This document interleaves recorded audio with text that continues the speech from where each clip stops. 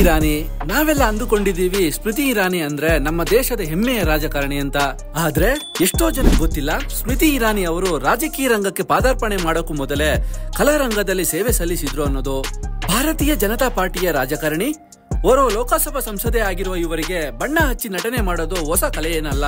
ಹೌದು, 2000 ದಶಕದ ಮಧ್ಯಭಾಗದಲ್ಲಿ ಏಕ್ತಾ ಕಪೂರ್ ನಿರ್ಮಾಣದ ಧಾರಾವಾಹಿ ಒಂದು ಸ್ಟಾರ್ ಪ್ಲಸ್ ನಲ್ಲಿ ಜನಪ್ರಿಯತೆ ಗಳಿಸಿತ್ತು.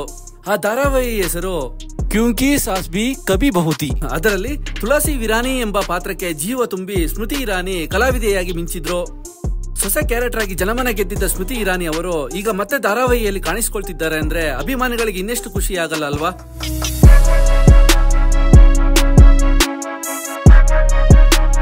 ಹೊಸ ವಿಚಾರ ಏನಂದ್ರೆ ಕ್ಯೂಂಕಿ ಸಾಸ್ ಭಿ ಕಭಿ ಬಹು ಥಿ ಹೊಸ ರೂಪದಲ್ಲಿ ಬರ್ತಿದೆ. ಆಗ ಸೊಸೆಯಾಗಿ ಕಾಣಿಸಿಕೊಂಡಿದ್ದ ಸ್ಮೃತಿ ಇರಾನಿ ಈಗ ಅತ್ತೆ ಪಾತ್ರದಲ್ಲಿ ಅದೇ ಸೀರಿಯಲ್ಗೆ ಮರಳಿದ್ದಾರೆ. 25 ವರ್ಷಗಳ ಬಳಿಕ ಬಣ್ಣ ಹಚ್ಚುತ್ತಿರುವ ಸ್ಮೃತಿ ಇರಾನಿ ಅವರನ್ನು ನೋಡಕ್ಕೆ ಎಲ್ಲರೂ ಕಾತುರದಿಂದ ಕಾಯ್ತಿದ್ದಾರೆ. ಅಂದ ಹಾಗೆ ಈ ಸೀರಿಯಲ್ ನೋಡಕ್ಕೆ ಹೆಚ್ಚು ದಿನಗಳೇನು ಕಾಯ್ಬೇಕಾಗಿಲ್ಲ.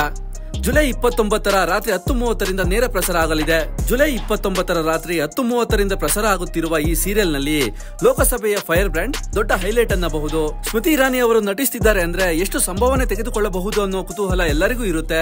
2000 ಇಸ್ವಿಯಲ್ಲಿ ಪಾತ್ರ ಮಾಡುವಾಗ ಇವರಿಗೆ ಸಂಭಾವನೆ ಒಂದು ಎಪಿಸೋಡ್ಗೆ 1800 ಇತ್ತು. ಆದರೆ ಈಗ ಅವರ ಸಂಭಾವನೆ ಕೇಳಿದ್ರೆ ಎದೆ ಜೆಲ್ ಎನ್ನುತ್ತೆ. ಯಾಕೆಂದ್ರೆ ಸ್ಮೃತಿ ಇರಾನಿ ಅವರು ಒಂದು ಎಪಿಸೋಡ್ ನಲ್ಲಿ ನಟಿಸೋಕೆ ತೆಗೆದುಕೊಳ್ತಿರೋದು ಬರೋಬ್ಬರಿ 14 ಲಕ್ಷ.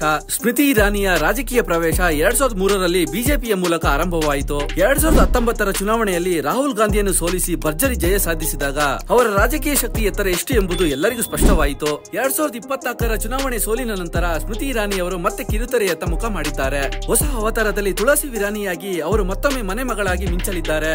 ಪ್ರೋಮೋದಲ್ಲಿ ಅವರು ನಮ್ಮದು 25 ವರ್ಷಗಳ ಸಂಬಂಧ ಮತ್ತೆ ಭೇಟಿಯಾಗಲು ಸಮಯವಾಗಿದೆ ಎಂದು ಹೇಳುವ ಭಾವನಾತ್ಮಕ ಶಬ್ದಗಳು ಪ್ರೇಕ್ಷಕರನ್ನು ಮತ್ತೊಮ್ಮೆ ಆಕರ್ಷಿಸುತ್ತಿದೆ. ಇದಿಷ್ಟು ಸ್ಮೃತಿ ಇರಾನಿ ಅವರು ಮಾಡುತ್ತಿರುವ ಧಾರಾವಾಹಿ ಬಗ್ಗೆ ಸ್ಪಷ್ಟ ಮಾಹಿತಿ.